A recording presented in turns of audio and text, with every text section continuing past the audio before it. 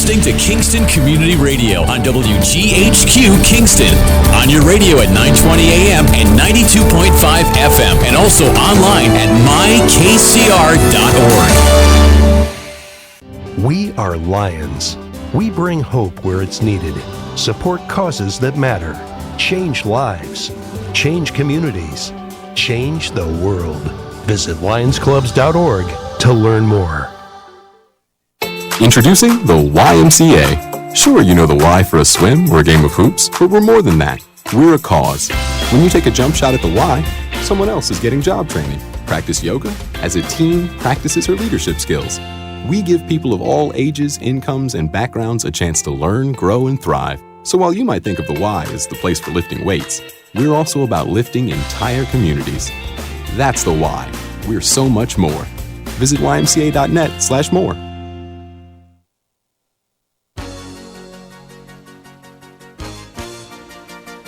Hi, this is Winnie from the Rosendale Seniors, and I support Kingston Community Radio, and so should you.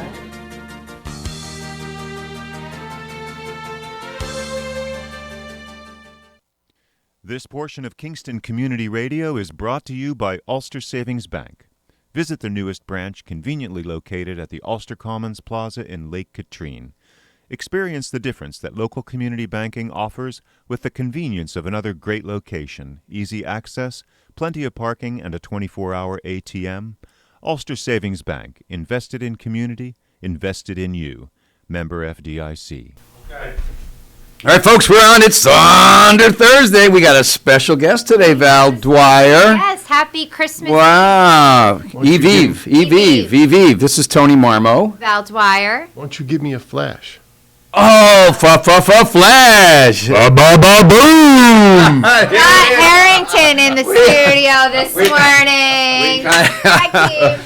Oh my God! Can't believe it's Scott Herrington, the man, the myth, the legend, in the studio. Good morning, and thank you for inviting me today. Oh, I am great to thrilled have you, to man. be here. Europe, visiting for the holidays, Christmas holiday. Visiting my family, my kids, the Spada clan. Right. Thrilled to be here. And we'll be even more thrilled to get back. It's cold here. It's cold. Yeah. No nothing. kidding. This is nothing. I think I heard, and I don't know if this is still true, but it was on the forecast that it was supposed to snow on Christmas. Yeah, briefly. I mean, it's going to be like flurry types. We'll get you a little But thanks, because I wasn't dreaming of a white Christmas. Yeah. If you're used to 75, 29 is... I was in the pool Monday, dude. Well, would it really be the same being in Florida on Christmas when it's warm? You know, one of the neat things that you learn, number one, the people that where I live, we've made friends with our neighbors, and they're just the loveliest people, welcoming, amazing, by the warm, way. kind. I mean, most people are retired or semi-retired, but Christmas is a big deal there. We had the city of St. Augustine is famous around the world for its Nights of Lights. It lights up on cool. November the 20th. Oh, wow. A huge Boats, too? There's a boat parade. Yep. There's a huge event. I was in the midst of it. A big surprise at the party. Probably, I don't know, 10,000 people there. Wow. The city is full, and at 6:30 they hit the switch and they light the entire city up in white lights. Sheesh. And in our neighborhood, we did it with the little bags with the candles. Oh, A right. votive on candle, the- like a yeah. votive candle. Like Yeah, little- bags like and on white the votive ground, candle. Yeah. Must have been amazing, The yeah. entire village of Marsh Creek. Yeah, great. All the neighbors went and got their bags and candles, and it's beautiful. Now, you were saying They love Christmas. earlier, Yvonne is retiring at some point. Right? I've been talking about that for the last 4 years, I think. I feel like I have been, yeah. I thought feel like that I have happened been. too. I We thought say, it's okay, been what a June, when? My lovely wife is Great. our listeners might remember, she's the assistant superintendent in Walk Hill. I'm so proud of her. She's had a phenomenal career and impacted thousands of children's she's lives amazing. in a positive way. But January 31st is her last day. Well, okay. I You sure of have that? to tell you. Yes. Sure of that? Well, we turned in the papers. Yes. Well, I got to tell you, she has well earned that retirement because it is a difficult, challenging time Yeah. for anyone in the administration or in the teaching It is, position for sure. right now. So Before we get on schools for a minute, though, can I? Sure, appreciate that. Yeah, Thank I you, want to Val. ask Lawrence, who's getting his news from the New York Post today. Any good Today's news? not so good. How is the Happy Christmas Fund doing? It's doing great. I tracked down the last 8,000. Okay. And I am, is vigorously the right word? Vigorously collecting it. Yeah.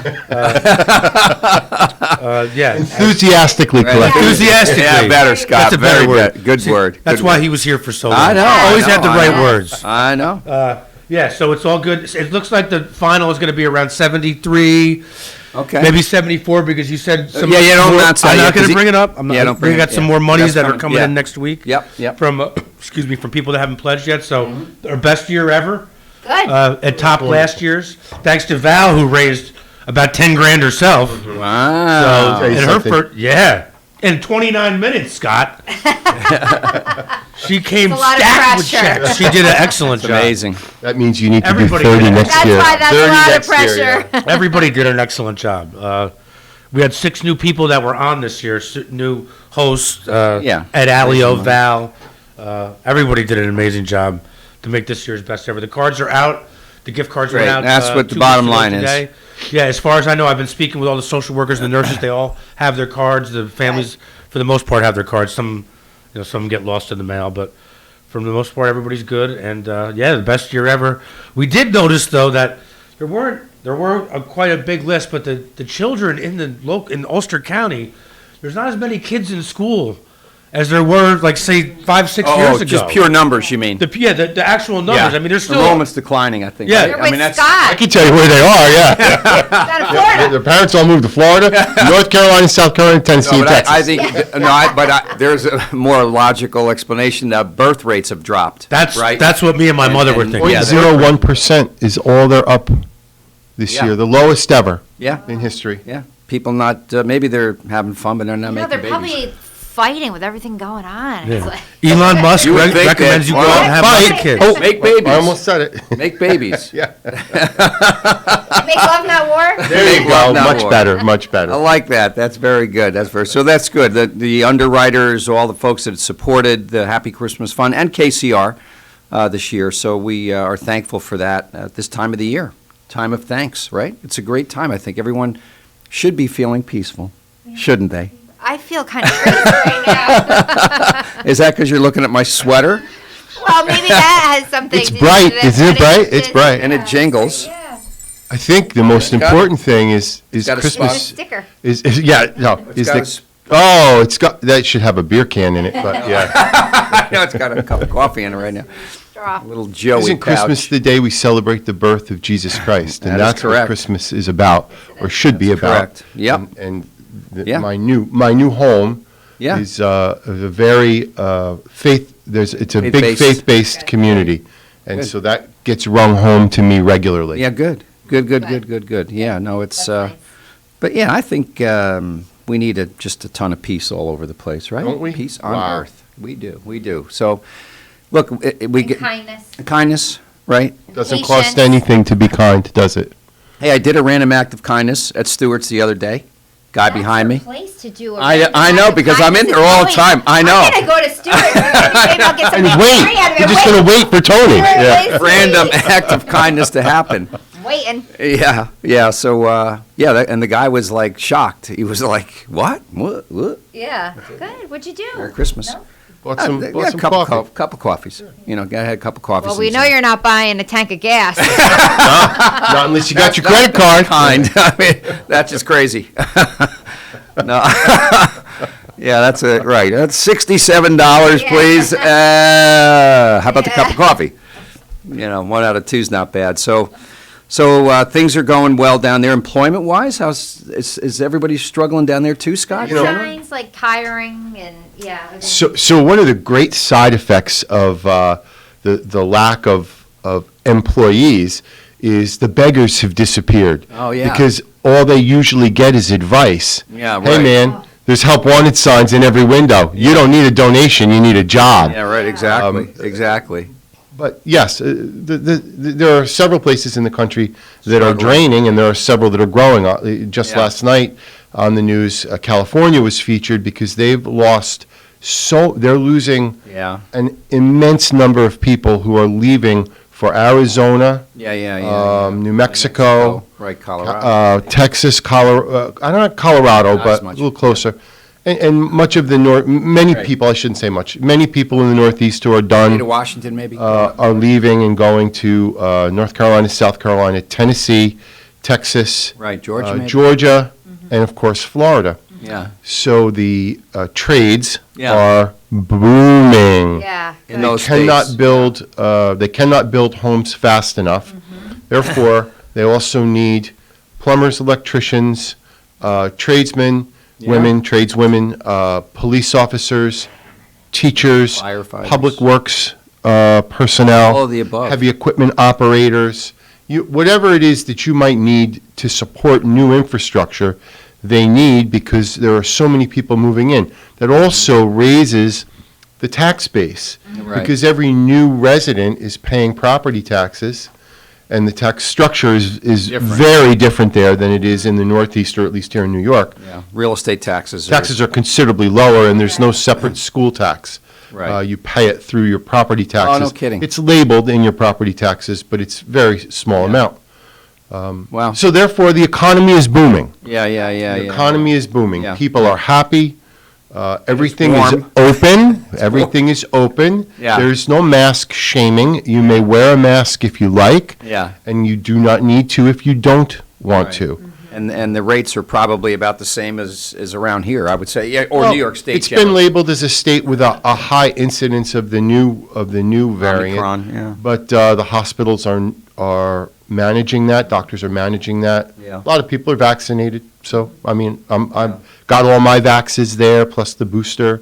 So give us a typical day in your life. Let's- Really? People will hate me, Tony. They'll hate me. No, I mean, it's Gonna go gotta drive be. over the Rhinecliff Bridge. yeah. I know you were saying you're in the gym. You look Oh, great, yes, by the way. Thank you look very amazing. much. I You feel look the amazing. best other than missing my wife and, Yeah, and sure, your children. family. I feel the best I have in ever. Good. Ever is With or good. without a rotten heart. Ever is good. I get up early in the morning, 5, 6 o'clock in the morning, Yeah. and talk to the dog. The dog and I have a conversation. I let her out. We have a beautiful patio in Right. the back with a nice area, pool. And I let her out in the yard. I have myself a cup of joe and head off to the Marsh Creek Country Club gym, where I see all my new friends there. How's Bad Andy doing? And Andy sold his house and Oh. is moving to Europe. What the hell? Yeah, We're in Europe. Greece Wow. or Spain or Portugal. Wow. Yeah. Only for half the year, though. He's going to spend half the year here. Wow. That's interesting. Good for him. Yeah. Good for him. I have to take a minute to Yeah, note yeah, yeah. some of the wonderful people that I've come across there. Some of the most accomplished people I've ever met in my life.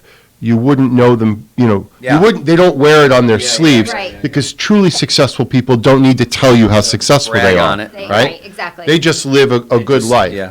I'm serving now on the Marsh Creek Homeowners Association Board of Directors. Good for Nice. you. In charge of safety and security. Big surprise, right? Big Good for surprise. you. Bang. Oh, man. I serve with a 4-star Rear Admiral, Wow. a man named John Hudson, who was in the JAG Corps of the Navy for an entire career and then served as the dean of a law school. And I won't get it right, so I won't say it, but it's a very prestigious law school. What a brilliant... This is going to be on Incredible YouTube. man. You'll be able to listen to this. Thank you. I'll let them know. Yeah. I met him. One of my new close friends is a man named Mohammed Mirzai. He lives up the street from me. He and his wife Sharon were one of the first folks to welcome me. Nice. Mohammed is Persian. He came Yeah. from Iran as a child, and his life story It's is phenomenal. stunning, I'm sure. Phenomenal. Yeah. And he's the happiest, smartest man I've ever come across in my life. And, you don't know the histories of some of the folks Yeah, everyone's that you got a interact story, with. I'm man. humbled. Anyway, I'm daily humbled by the people that I get to interact with. All right. So love you're it at the there. gym, you're finishing Oh, your yeah, all right. workout. Let's go I do a back couple to hours at the gym. couple hours at the gym. I go home, I get myself Cardio, buffed little up. weights, I right. have to weigh myself Oil up, every you day oil with the up. doctor. Yeah. Yep, I put my sunscreen on. Right. I have to decide whether it's shorts or a bathing suit because, if I'm going to go to the boat, I'll wear shorts. But if I'm going Right. to hang around by the pool all day, I'll wear a bathing suit. Right. I- Hang around the pool all day. Big decision is what. Well, Now, is there a lot of jealousy with your wife? I do not brag about it to her. Okay. Yeah. I hope don't. she's I not don't tell listening. her. She's not. Well, I don't think so. She might be. T-minus like 30 days Right. and counting. I'd I mean, kill my husband. work I'd be days. like- No, I'm so blessed I know. for her to have sent me down early to, Yeah. do the house. Set up the nest. The nest is ready. Yeah, the My nest is ready. style and the daily schedule is set to Yeah, go. yeah, yeah, Done. yeah, yeah. Good. And then and I'm going to take a minute to address what you said earlier about the teaching profession and Yeah, the yeah, let's law talk about enforcement profession. But I have to decide whether I'm going to spend the day at the pool or the marina. Okay, all right. I'm now involved, though. I'm an elk, so Good, I have good, some good. elk stuff once in a while. Okay. The board position takes a lot of time. We have 663 homes Right. there in our community. 263, you said? 663. Wow. 663 homes, so, 1,500 people live in the community, plus we're a country club, so we have 1,000 cars a day Golf coming and course going. too, obviously. Big 18-hole golf course, restaurant, pool. Yeah, well, I mean, it's just a busy place. There's a lot Yeah, going there's a on lot there. going on. And there's community property, so the board members have a Big significant responsibility. responsibility that you must take seriously and you must perform. And so I spend my day doing that. Chartering it all? The or slippery look- slope, the fishing has been spectacular. Yeah. I told you See before we some went on the stuff air, Facebook, right? I've eaten sushi on the hook for the first time. Just get it off the hook and Sushi somebody on slices the a hunk hook. of blackfin tuna off and hands it to you. That's nice. Yes, Yeah. that's living the dream. Great fishing, great life. So, I have to decide what time I can have my first cocktail. Is 12 too early? Yes. It's been determined that 12 is too early. and then What sleep. time is it usually? I really try to wait till 4. I really try to wait till Okay, 4. that's And good. I usually make it. Yeah, I usually make it. And then go to sleep and repeat. I go to bed at 9 Notice it o'clock. says First cocktail. First, I don't yeah. have many. Yeah. No, Right, I don't have right. many, maybe 2 And a on half. Friday, 3. Get crazy. I make sure I catch up on watching the 5. Right. I watch the best news on television, Brett Baer.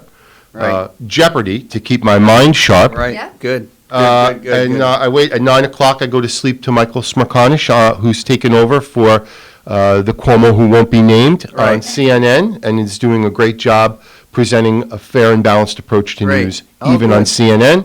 And that's what I fall asleep to. Good. Good to hear. And then Good. go I'm back. so happy That's my for day. you. That's my day. I'm so I clean the happy. house. I do laundry. Oh, you Yeah, did yeah, yeah. good. Oh yeah, I do all that stuff in between. I'm not sure I can get to that point. I don't know if I can do that. I mean, my mind is just too busy all the time. I mean, Yeah, it happens. It works. it does happen. You just Funny, it downshift. feels so You good. just downshift. Yeah. Yeah. Feels so good. You Yeah. downshift. Yeah. No, I I'm a happier man.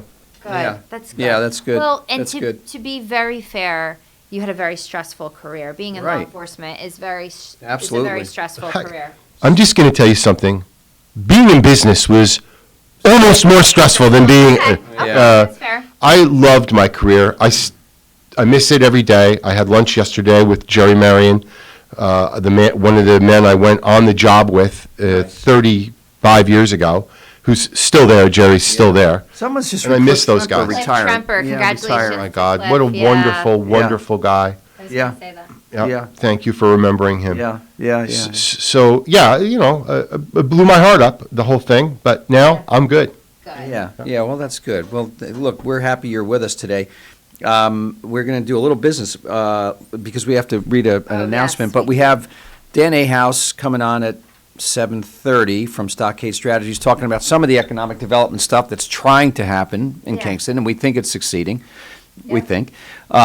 8 o'clock is going to be Tim Weideman, so another double dose of those guys. And then 8:30, oh, no, wait a minute. Oh, yeah, we have Malcolm Johnson. Yes, from thank you. Ritterhoff is coming Yes, in at yes, 8:30. yes. So you see your brother. Outstanding. Yeah, right. Outstanding. So, We why have don't a we, couple, we yeah, have a read a couple little bit. announcements. Yeah. All Legionnaires, auxiliary, sons, Legion riders, and spouses are cordially invited to attend the Ulster County American Legion State Commanders Visitation Dinner, honoring Frank LaMarche. Is that how Close you say enough. that? Yeah. Okay. This is Friday, January 14th at the Rosendale Tilson Post in Tilson, New York. There's a social hour. That kind of sounds like your life. Every day. 5 to 6. Dinner's at 6. Tickets are $35, cash barred, buffet dinner. Please call 845-901-5196 by December 31st. So that's Friday, January 14th. And at the Rosendale Tilson Post, please call 845-901-5196. Hey, if you haven't been there, that's a beautiful facility. Is it really? Oh, Is it's it on fantastic. 32? No, it's I won't Tilson. remember the name of the street, but it's if you turn to go down by the bus garage, you turn right off of 32. Oh, if you're heading out towards New Head Paltz towards on New the Paltz, left? you turn right at the bus to go down by the bus garage. Right. Turn right again, and it's down that street, Okay. and it's set way back off the road. You gotta look for the sign. Beautiful, beautiful place. Huh. Under Sheriff Eric Benjamin's 60th birthday party was held there, and cool. I attended. Cool. I came home for that. I was at an event last night, a Rotary event in Kingston, and Mark Casapoli and Frank Ruggiero from the Couple of Irish guys. Irish boys, right. They delivered a little message last night. The great job they're doing for the Ulster County Veterans Services Agency. I mean, Mark is a retired Air Force guy, had a big job at Stewart Airport. And what an enthusiastic guy, what a communicator. I mean, he's done an incredible job of just getting the word out about veterans. The Rotary supports, our Italian organization supports, and Frank is another guy, not a wallflower guy. He's out there with the message for veterans, and that's what you need. Great. I mean, That's great. so, kudos to Mark and Frank, and they're coming to our little Christmas dinner. January 6th is up at Diamond Mills. The Italianos are gathering there for Little Christmas. So my mother-in-law has been wanting me to ask you if you made it. Terry Dwyer. Yes, Terry Dwyer. Yes. To the house on 9W. I guess the whole Italian organization was invited to that house going out with all the lights on 9W, the Christmas lights. The big one right before. Anthony Mignon's place? I think so. Yeah. She said that they had invited the entire Italian organization, and she said, "I That was wonder if like- Tony's gone." No, it was last Friday, and I couldn't. I had some. Occasionally, I do have some work commitments. I can't imagine what that'll fill in. Have you seen that Scott's place? like, what? I have not seen it this It's, year. he does it every year. You would definitely know it if you knew where I was talking about. It's going Not out. Boughton's place. Not. No, that's on 9W. That's on 9W. Yeah, and impressive as well. Yes. Yeah. Yes. 9W, right before Frosty Fest, before On the left, right? on the same side. If you're heading out, if you're going down 9W, Oh, yeah, towards yeah, the yeah, Hudson yeah, Bridge yeah. on the right hand side. Okay. I think I know what you mean. Oh, you definitely would know. I mean, Yeah. you can see it for miles. Yeah. I didn't make it, but I know Anthony's. He comes to a lot of our dinners. Okay. He's a great guy. He's the executive director of She'll be Recap. happy to know that she didn't miss out. She because didn't. She was very Yeah. worried that you Yeah. went. She, No, she no, didn't get a no. chance to go. I Who didn't. doesn't want to party with Tony? I mean, Yeah, come right. on. Oh, yeah, a lot of people. But so talk about schools and police. You were talking about it a little bit earlier, right? What was? It was? No, he wanted to talk about police. I just want to say, Right? to your point earlier, what a challenge it's been for the teaching profession. We vilify people often in public service because it's Yeah. convenient, and if you watch the absurd talking heads on television, Yeah. you hear only the worst parts. But the teachers, the vast majority of teachers in our school communities are doing their very best in the face of adversity. Yeah, absolutely. With this, Absolutely. and I couldn't be any more proud to be a former police officer and watched your 12 Days of Christmas on Facebook. What a wonderful thing to do, and to remind them daily how important they are.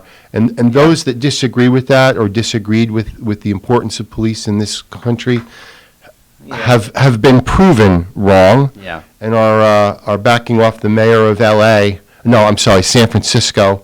Last week restored, $600 million to their budget because crime is just rampant. So can't- thank you to the women and men of law enforcement, our teaching community, our public works organizations, the people that keep the roads clear, the people that keep life livable. Yeah, absolutely. I I mean, think one of the things with the 12 days of Christmas that's so eye-opening is, it would what be. was it, 12 days? Because I'm not sure everyone knows that. Yeah, so our local group, Concerned Kingston, was just, brings recognition to law enforcement and all that they do for us. We had a 12 days of Christmas where once a day for a different shift, we would bring, someone in the community would bring a meal. And, we would love to do it for everyone. Unfortunately, Well, you can't. it's difficult. And I did put it out there. Anybody else that wanted to do another police agency could organize that and use the page the Facebook page as a platform. But what it is every day for 12 days, the last day being Christmas Eve, a meal was brought to City of Kingston Police Department, Wow, that's great. Ulster County Sheriff, New York State Troopers, and Town of Ulster Police Department. And Not one a of the meal. things- A meal for everyone. Yeah, A meal for everyone that's yeah, there. yeah. It's impressive. And I think banquet. one of the things, when you look at the schedule, and some of the agencies have 12-hour shifts. So what we like to do is we like to have everything, the delivery times are scheduled so that you're hitting 2 shifts. So that as people are coming on and people are That's going great. off, those 2 shifts are covered. That's so thoughtful. Yeah, so some of the agencies have 12-hour shifts, so that's easy that you can hit everybody at 6 o'clock. But for KPD, where they have 3 shifts, and it's so, and Ulster Police Department as well, it's so important that we did those 3 shifts. And, one of them is, it's 10:15 at night, 6:15 in the morning. And those it's were not delivered by folks? convenient. And That's those are really- delivered by folks in the community. I think Wow, it says a that's lot impressive. because that's the reality of, like we have people Shift delivering work. at 10:30 Yeah. on Christmas Eve. Good for you. Guess what? The police officers are showing up 10:30 at Christmas Eve. Yeah. So, How is that we fun? should, Choice. we should show up to show our appreciation that, what?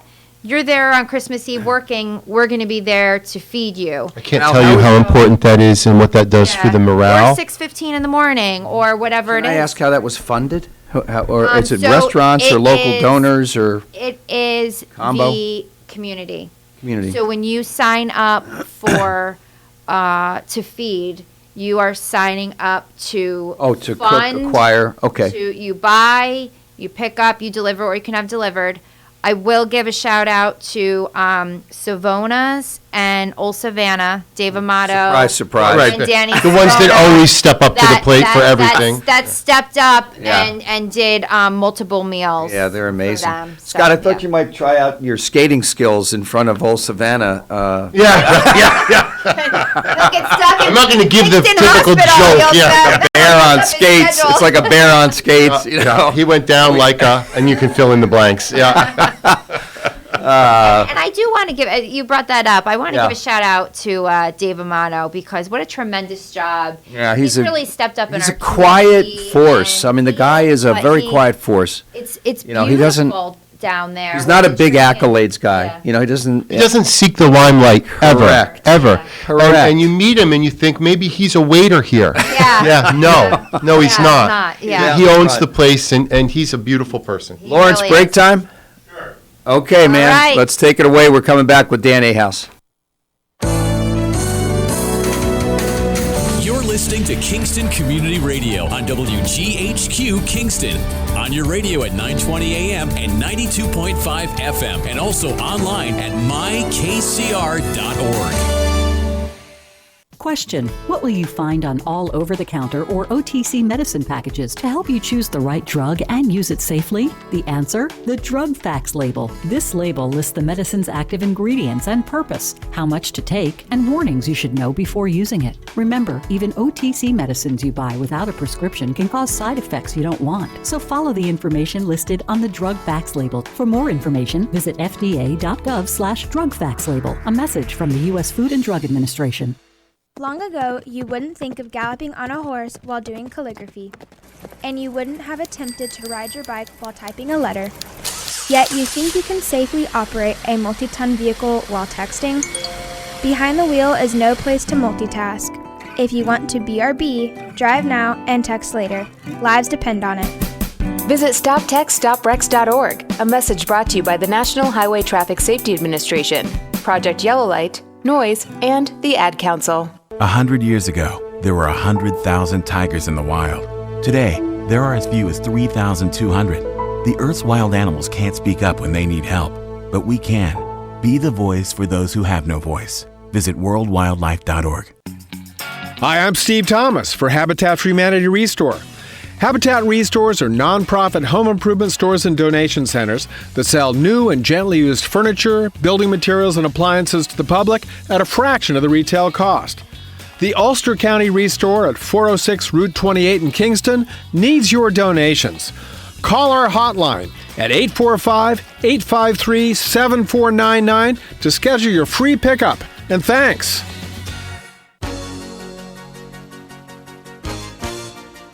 Hi, I'm Ruth Quick from Town of Ulster. I support Kingston Community Radio, and you should too.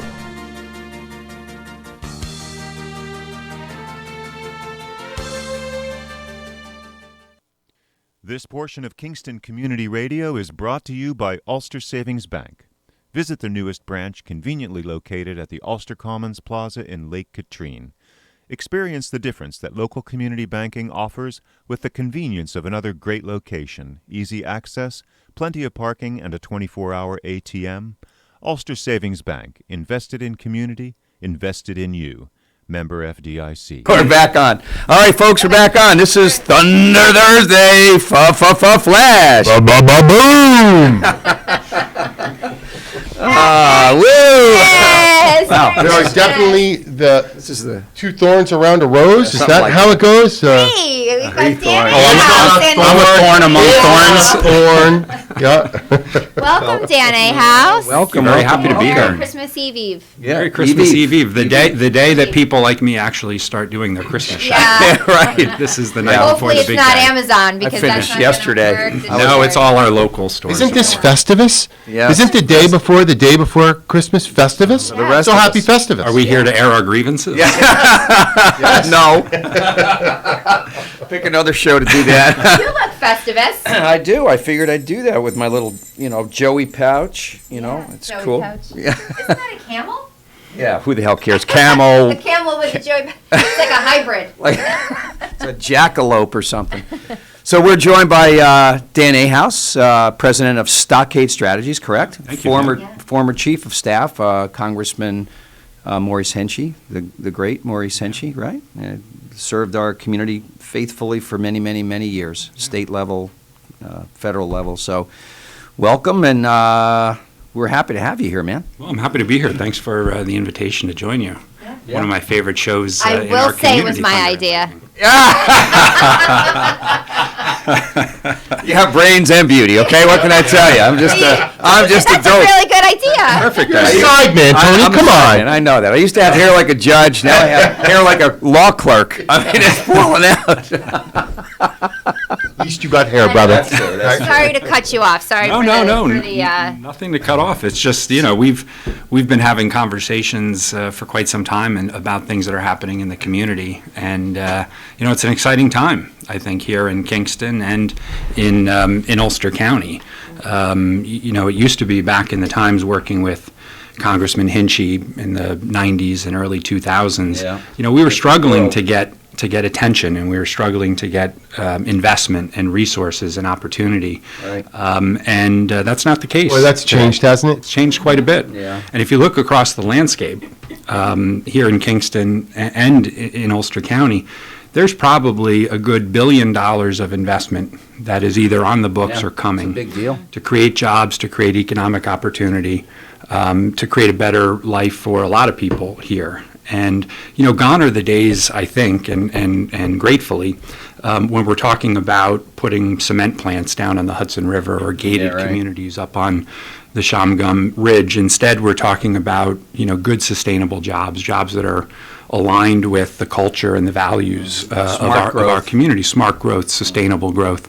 There's a lot of challenges, right? And people, of course, we all know in our community have strong opinions and aren't shy about sharing them. Mm-hmm. So some of the focus that I've had is to try to bring people together, the development side, the government side, and find ways to communicate better, work with the community so that we can actually move these projects forward and not just talk about them and not just review them, but actually get shovels in the ground, create jobs, build them, Yeah, and realize that potential of the economic opportunity. So, that's really where I've been spending most of my time over the last couple of years. I'm so excited to be re-engaged here in the community. So many great people I've known for a long time and worked with, and it's a really exciting time, and I'm just thrilled to be a part of it. So. I think about, and rest his soul, Dean Gitter, a guy who passed away before his project. Waiting for his project to be built, yeah. Right, that's a bad twist of fate. But I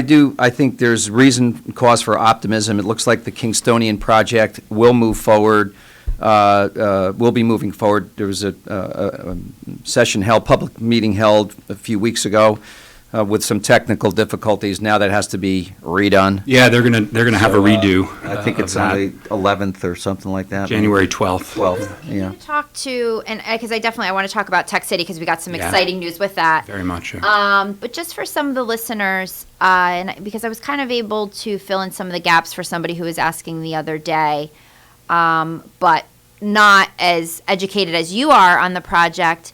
As far as the partial closure of Fair Street, I know that there's a lot of public benefits that go along to that. Can you kind of take the listeners through some of that? Yeah, sure, of course. What that means to the community? So the partial closure, right? It is a closure. It's not a abandonment in the sense that the road itself is being turned over to the developers, but it's just a closure of a portion of the street.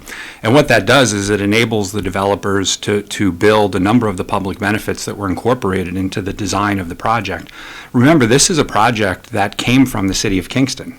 It wasn't the developers that came in and said, hey, we want to build in your parking lot. It was the city of Kingston that put out an RFQ and said, we need to find parking, we need to find housing, we need someone to do this for us.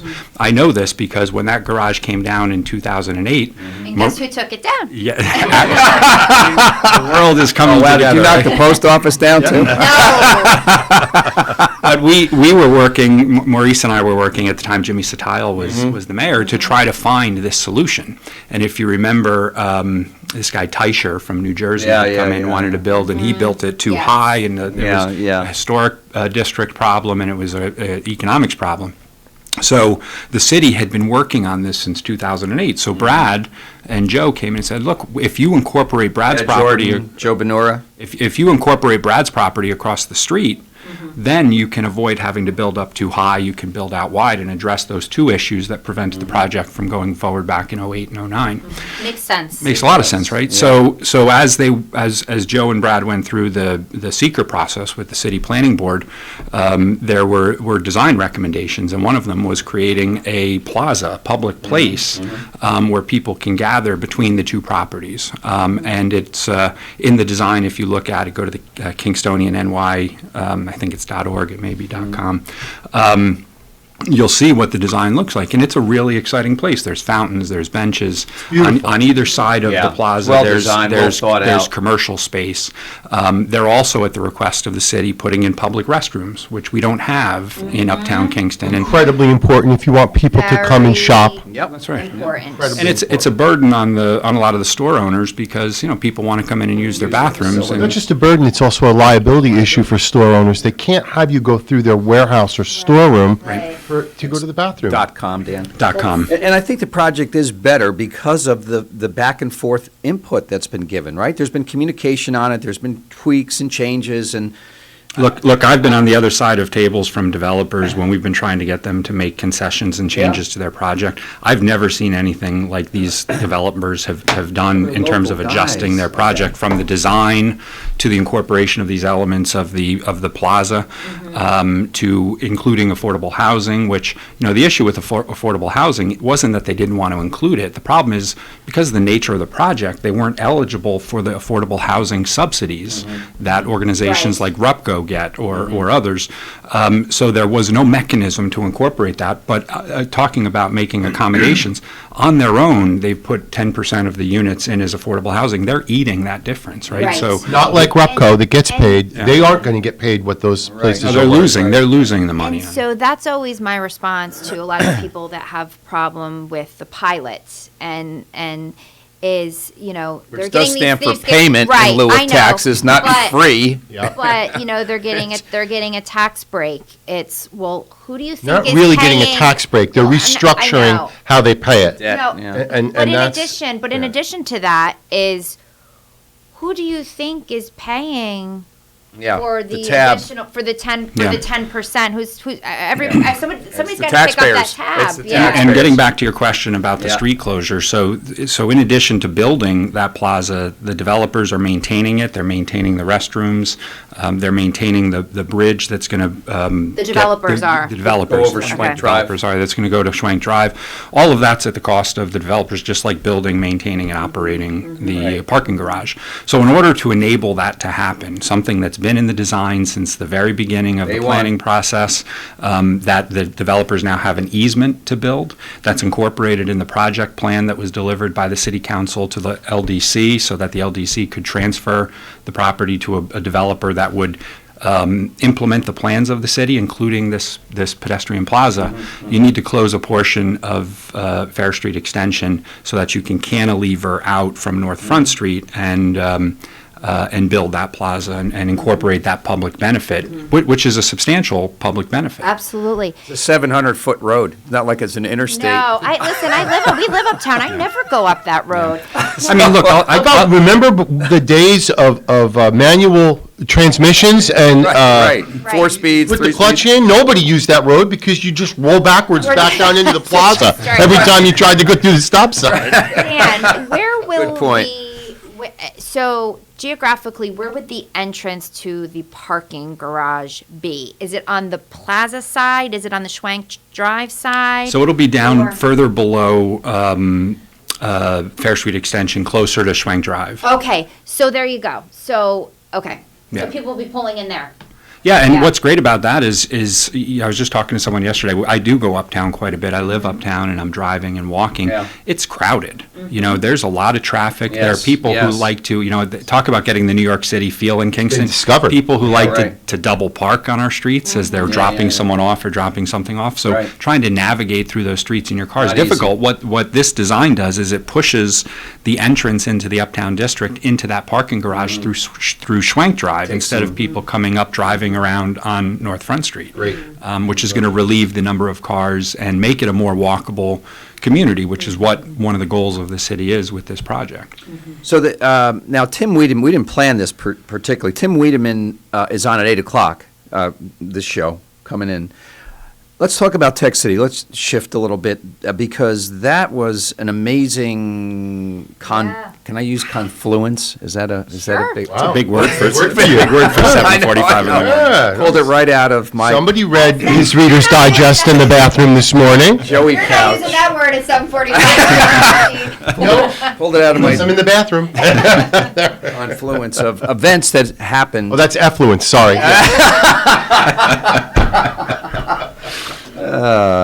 So describe that process. I know County Executive Ryan, many others in the county administration were active and involved, Tim Weideman being one of them, to bring this whole thing together pretty quickly. Yeah. Yeah. Pretty quickly. It did happen I mean- pretty quickly. Well, the circumstances that we're talking about today came about relatively quickly, but the environment that's that been- enabled that to happen Been begging has been for taking decades. place over some period of time. Bubbling up like green And, slime. we've had conversations about this, Pat and I, since he came into office, and he made it clear that one of his top priorities, if not his top priority economically, was to revitalize that industrial park.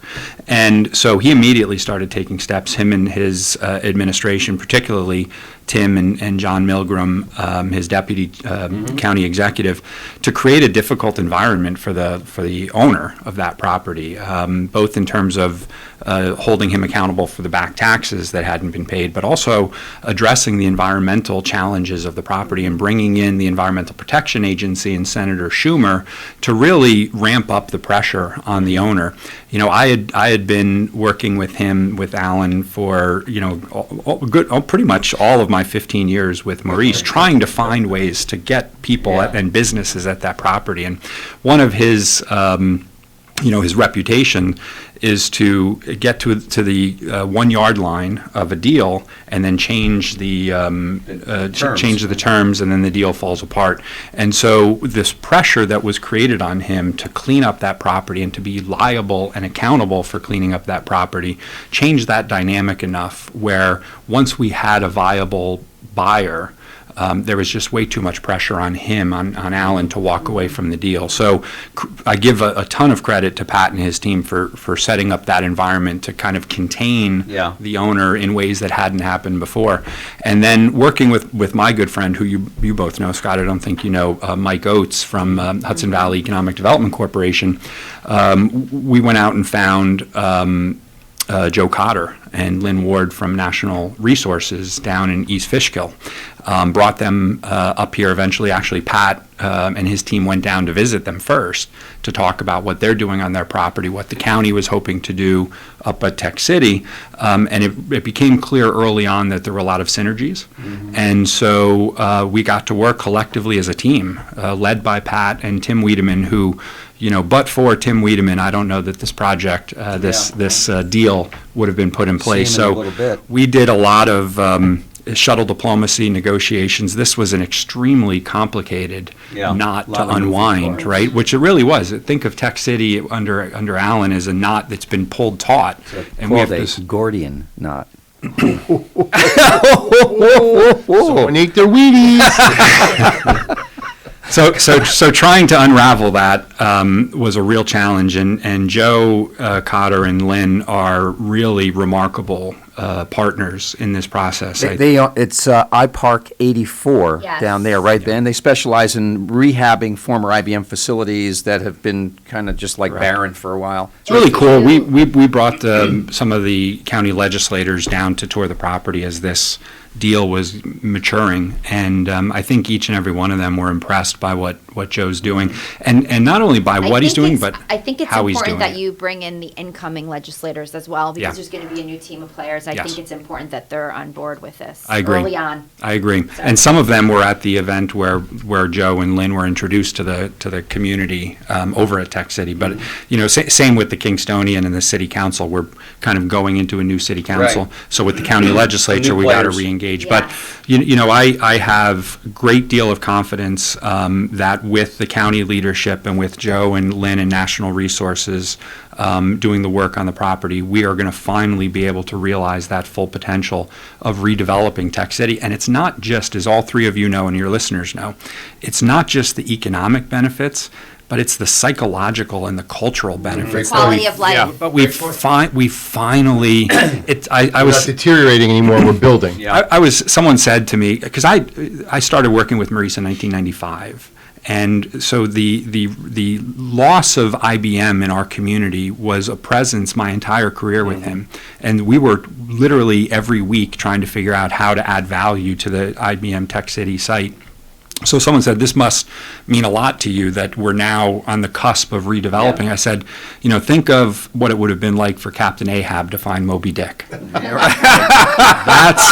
That's how substantial this is. Yeah. And again, it's not just the economic activity directly and all the businesses around the county that are going to benefit from it, but I think we as a community, particularly the old timers who remember the good old days of when IBM was flourishing, are going to be able to feel a little more optimistic. We're going to have a little bit more hop in our step as we start to see those piles taken down and cleaned up, the other buildings cleaned up, and then starting to announce tenants in the property and starting to redevelop, rebuild. Really cool. It's going to be very exciting. For anybody listening, because I know you had sent me, if you go on YouTube, there's a video. If you go to if you put in iPark 84, and you can see what they've done to that location. And I think really visually, it was really helpful for me kind of to see what something like this might look like, and it really is a game changer. It's a big deal. It's exciting. Yeah, and just 2 seconds on what to expect, right? Mm-hmm. So it is going to be very similar to I-84, where you have food manufacturing.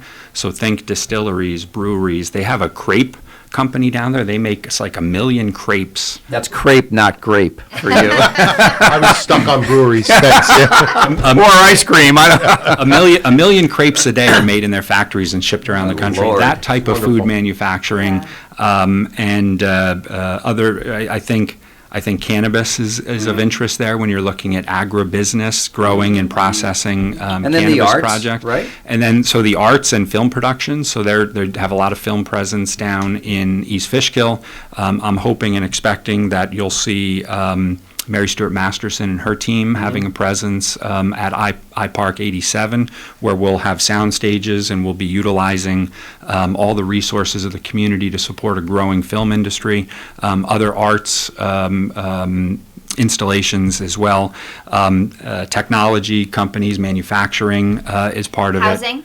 So housing is interesting. Joe is really most excited, I think, Joe Cotter at National Resources, about showcasing what he calls a sustainable housing model. And if you looked at the video, you'll see that there's a lot of time spent talking about what a housing component on the property would look like, almost like a group living, dormitories back in college with young professionals, with workforce, but sustainable and environmental technology incorporated into it. And he wants to use that part of the project as a model that can be replicated not just throughout the region and the state, but around the country.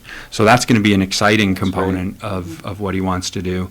And, there's part of Joe's challenge, right, and this is a good problem to have. iPark 84 in East Fishkill is full, and he still has people who are interested in getting property. So we have people in Ulster County, right, under Ulster County's leadership, they did this RFEI where people were asked, would you be interested in being at Tech City, and if so, what would you do? So there's a whole pool of potential tenants there. You have Joe Cotter, National Resources, who have tenants who wanted to get into East Fishkill, but there's no space, so they're looking up here. And then you've got Empire State Development and other economic developers around the region, the state, and the country who are trying to get their companies landed here in the Hudson Valley in proximity to New York City. It's interesting, talking about how times have changed.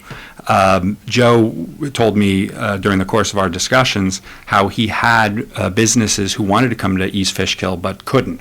And Joe was saying to them in conversations, I don't have room here, but I'm in the process of trying to acquire property up in Kingston. Would you be interested in going up there? Now, back in 1998, if you said to someone, "Hey, you want to go to Kingston?" They'd look at you a little. They'd look at you a little cockeyed, like, "Where's in Jamaica? Maybe where's that?" Now, when you say to someone, "Do you want to go to Kingston?" Like, "Oh, I've heard about Kingston. There's a lot of fun things, good things going on in the up New there." York Read about Times. it everywhere. So there's a lot more interest in people coming up to Texas. Let's talk a little bit about a group. Silver lining of COVID. Yeah, to some extent, yes. A organization group that has been formed. The three of us have been involved with kind of an outgrowth of Hudson Valley Economic Development Corporation through Mike Oates, and it's called Ulster Strong. And that's a group of concerned people that there would be a positive message out there about smart, appropriate economic growth in Ulster County. And as opposed to never build anything anywhere, anytime, any place, anyhow, ever, right? Folks that moved into the community who came here because it was overgrown where they were, so they're going to say, well, we don't want anything happening. But we know as folks that have lived here, worked here for a long time, that that's an impossible model to sustain, right? Taxes go up, people move out.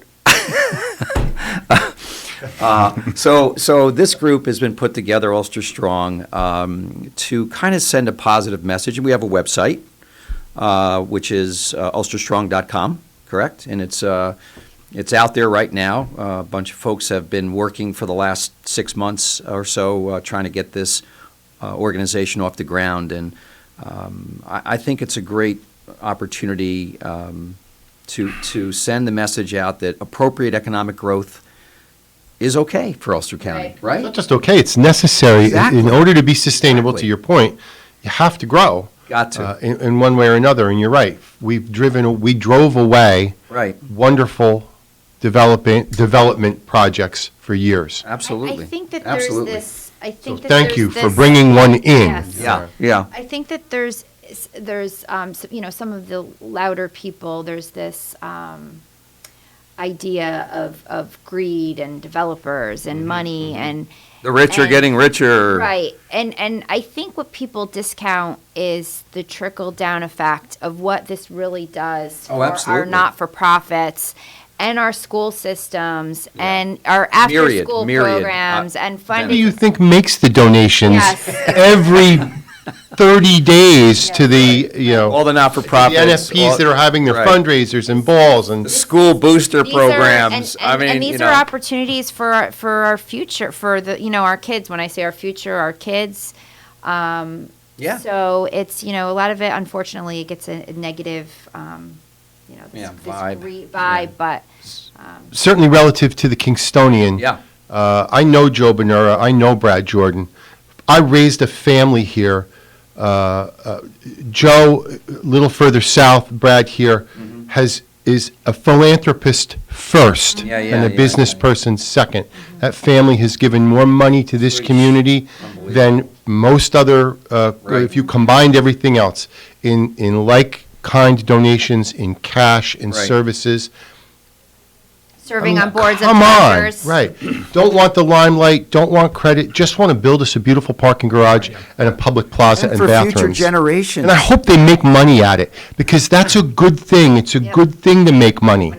It's not evil. Well, and I would say, going back to Ulster Strong, I think it's important to have a balanced discussion in a community when you're looking at these projects. These projects are substantial, and they have impacts. They have positive impacts, and they have negative impacts. Shutting down Fair Street for some people is a negative impact. The question isn't should the project stop because of one negative impact. It's looking at the net of the positive impacts, the net of the negative impacts, and then making a judgment about how to move forward with the project. And that discussion and conversation, I think, to your point, has been hijacked in some way by a certain group of people who are, in my view, on a lot of these projects, a tail wagging the dog in the public discussion. So Ulster Strong is an organization of, like you said, Tony, like-minded people who are interested in seeing the right kind of growth move forward, that really want to bring balance to that discussion. And the best way to do that is to share information, objectively make information available, because people who are engaged in processes that want to undercut the integrity of projects are very good at providing misinformation and putting it out there enough where people then start to think, well, that's fact. And also it's allowing not. the So elected officials another point of view to hear from, because a lot of the loud folks just get out there. Pressure, too, the pressure of being an elected official sometimes. I mean,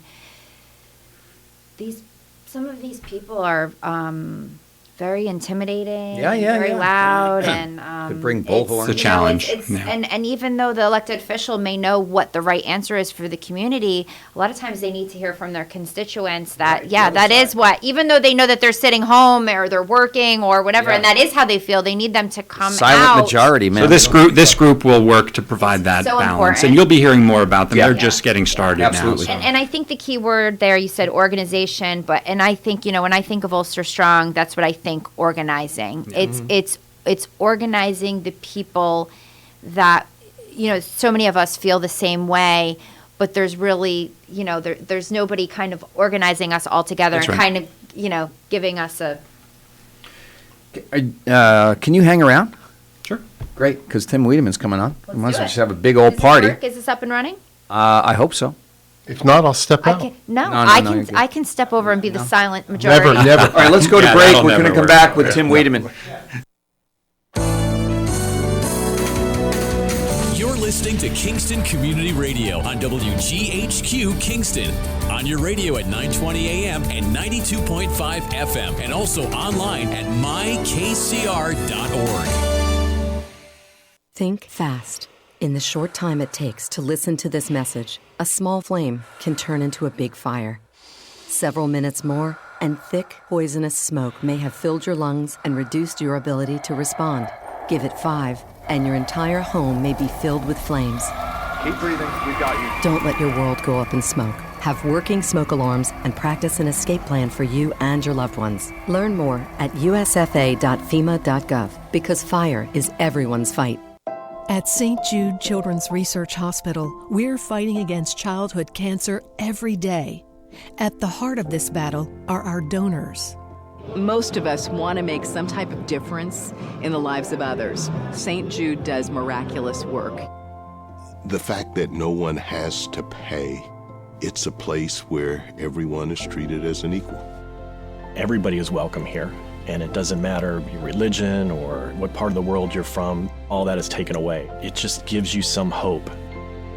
It's just a nice feeling to put your energy into something that really does genuinely make a difference in a child's life. There's just no greater gift. If we have the ability to help, then we have a responsibility to help. Finding cures, saving children. St. Jude Children's Research Hospital. Find out how you can help at stjude.org. Hi, this is Tony Marmo from Norman Staffing, and we've been bringing together employers and job seekers since 1980. If you're an employer and have job vacancies, let Norman Staffing help fill them with permanent or temporary workers. We screen, interview, and recommend the best candidates for your company.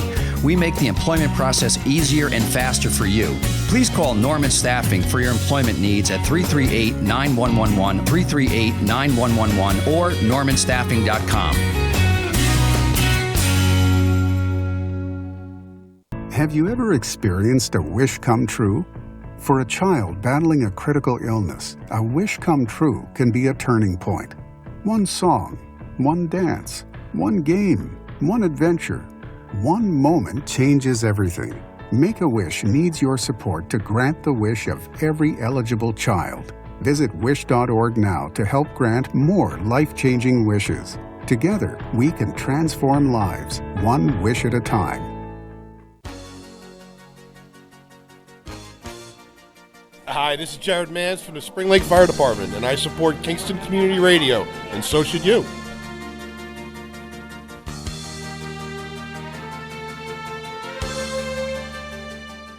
This programming is brought to you by the Friends of Kevin Cahill. As a strong advocate of local broadcasting, Assemblymember Cahill urges you to support Kingston Community Radio with your time and donations. Your contributions keep KCR vital and on the air at FM 92.5, AM 920, and on the web at mykcr.org.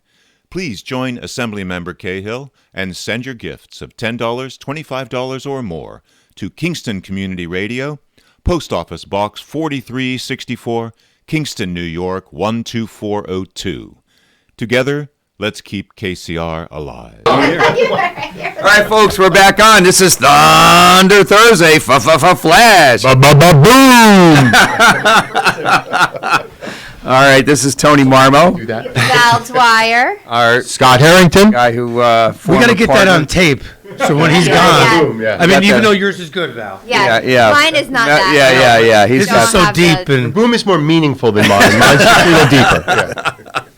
We're also joined this half-hour segment. Dan Ahouse is staying around from Stockade Strategies. Thank you so much. Growing by the half hour. growing, I love it. beautiful. We got to get another chair and a microphone. From Malcolm Johnson. And we're joined this half-hour segment by Tim Weideman, Director of Ulster County Economic Development. Thank you very much.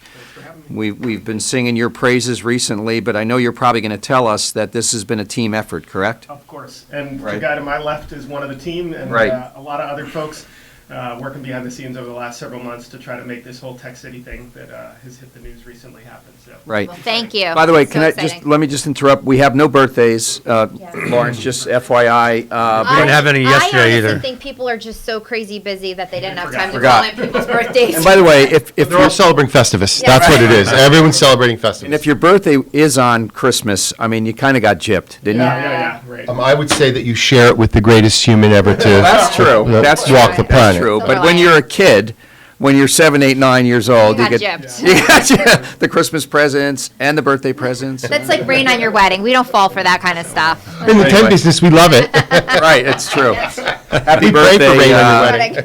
happy birthday to all those folks that are celebrating today, tomorrow, because there are birthdays.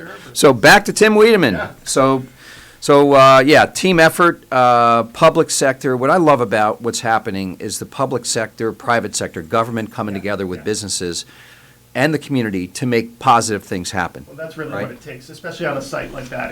It's so big, so complicated that I think part of what made all this work, it was a proactive stance from government at the beginning here. Quite frankly, all this started with a foreclosure action that the county took that really put the pressure on the current owner to a point where I think he was willing to have conversations he hasn't been willing to have in the past. And then from there, really a great partner in National Resources and Joe Cotter that has done this work other places, has done it very successfully, and quite frankly, we're lucky that the kind of economic pressures in the marketplace right now have forced him to start looking for other properties, going farther north than they would have thought they were going to go a few years back. But Kingston came on the radar, so it's kind of that aligning of the stars, the actions we took, and the interest from a partner like that. So public-private partnership is the right term. This is really what this is, and we're excited about what it means for 25 years of nothing happening. A whole generation was raised with nothing there. And to be clear, to Tim's point too, but for this public-private partnership, this would have never happened. That property, because of the tax liability and because of the environmental contamination, was so far underwater that no individual would come in on their own and say, we're going to pay the taxes, we're going to clean up, and we're going to pay market rate on the property. It just would never happen. Economically feasible. So that's what I was saying earlier with the leadership of Pat and his team and Tim especially to get us to this point is central to the success of the property. And one of the things that I don't know that people are aware of, but it's a public-private partnership on many levels. Even at the federal level, US EPA has been one of our best partners in this, and I think that's the Environmental Protection Agency, which you would not normally think of as an instrument for economic development. It's obviously not their primary role, right? But in this case, they were another pressure point on the owner, saying, "Look, you've been a bad actor. You've caused contamination on this site."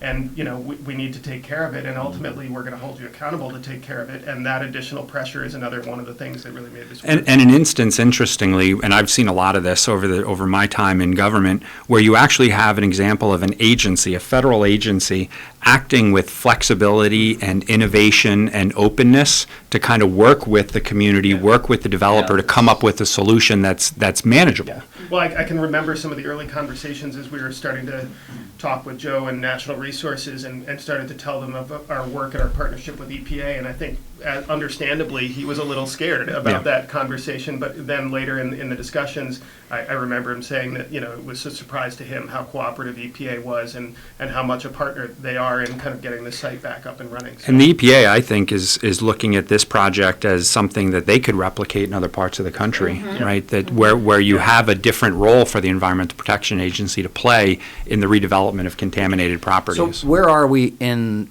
this continuum, right? I mean, it's a long continuum. Right, we're not. It's not. How long? What are we looking at for? I mean, I'm hopeful that because it is kind of this hybrid, that maybe it might be able to move a little bit faster than a private. Yes. Well, actually, I think it's usually the public sector that slows things down. So we're trying to move at the speed of business. But I meant as far as like the secret process and things like that. So I mean, there's so much here to unpack, but I guess let me start by saying that where are we? Yeah, we are in between. We are right at the point of transferring the properties to ownership by National Resources. So the authorizations we received on what night was that? Tuesday night. Allow us to move forward with that transfer. So now we've got, basically the way I think of it is that we are under contract for sale, and now we've got a closing in the future. And so that's where we are in the process. And so the closing will come sometime first quarter of next year. In the meantime, there's a lot of work already underway to make sure that everything is lined up to move really quickly when that closing happens. Great. So in the kind of deal that was struck here, there are timelines that the developer has agreed to. Basically, within 6 months of that closing, they have to get under agreement with EPA to start that cleanup work that's been sitting there, those piles that have been sitting there with tarps on them. Within a year, those piles have to be gone. Quite frankly, I'm confident that National Resources will do that even quicker than a year. And then there's this giant building called Building 1 that's behind the clock tower building that's along Enterprise Drive that has asbestos in it, and that's going to be a big project, and within 2 years that has to be either demolished or remediated and cleaned up. And so within 2 years, that environmental work will be done, and then we set a deadline of 5 years to get the actual redevelopment of the project underway, but I'm, again, confident that National Resources Resources, it's in their interest to get tenants in there quicker. to They generate are revenue. super eager to start getting tenants in, and they actually have a tenant, Ronnie Brook Farms, which they announced at the press conference is The going ice to be cream there. place, yeah. As I said, they've got tenants that they've been talking to down in East Fishkill who are ready to go. So with all of that timeline, as we speak, they're working to get Can that that be property done filled. simultaneously? Could Yes. there'll be tenants in there while the other remediation work is going on? That's right. So that's Yep, good. yep. And I think also because they've already kind of done a similar site, there should be some efficiencies as far as learning, the process. They know a lot of, I won't bore you with all the details here, but there's a lot of kind of legacy stuff on that site. Even IBM, which is still doing a cleanup of some of the things that they caused. So knowing how to navigate in those waters is really what National Resources does. And Right. so Be a big benefit I'm to them. confident they're going to move quickly to get some tenants on there and get that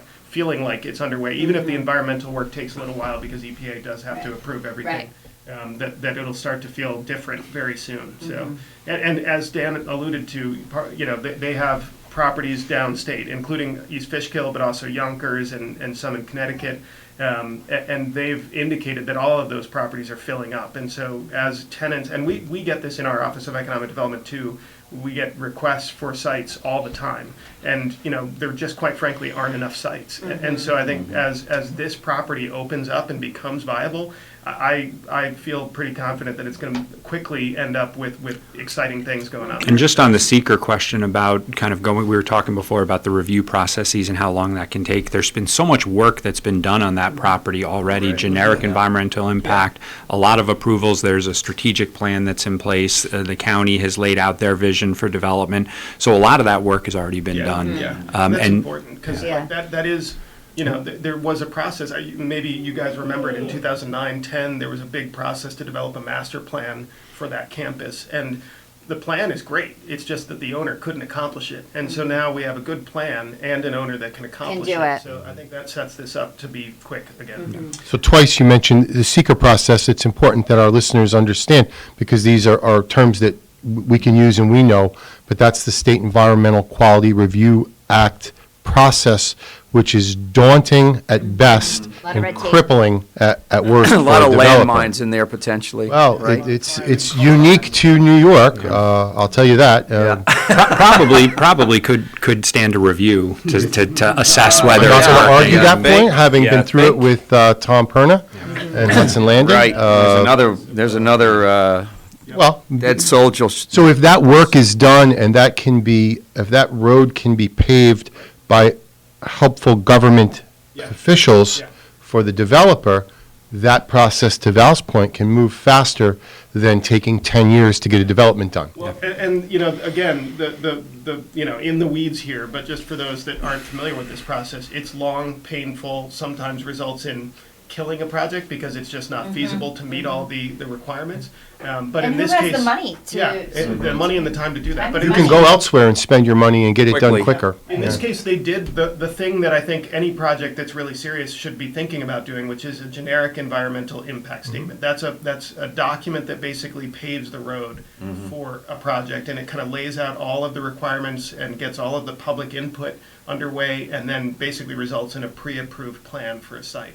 And so that's here. So that's a huge value. That work that went in 2009-10, as long as whoever owns it is willing to kind of continue along that road, and in this case, the developer they're willing to continue. That's great. It's a result of past challenges. Challenges, past work. And you say, gee, that didn't work the way that we had thought it would work. Let's find a better way to do it. The other thing here too, and again, I give Tim and Pat a lot of credit, that's going to help move this process forward more quickly, I think, is the extent to which the county leadership has engaged the community on the discussion about what should we do at the property, what's needed at the property. Right. I know Tim personally has been keeping community groups involved in this What process is that called? directly. Expressions of interest? Is that what it was called? Well, yeah, Or so we something did a like bunch that. of that. The request for expressions of interest, which we've talked about before.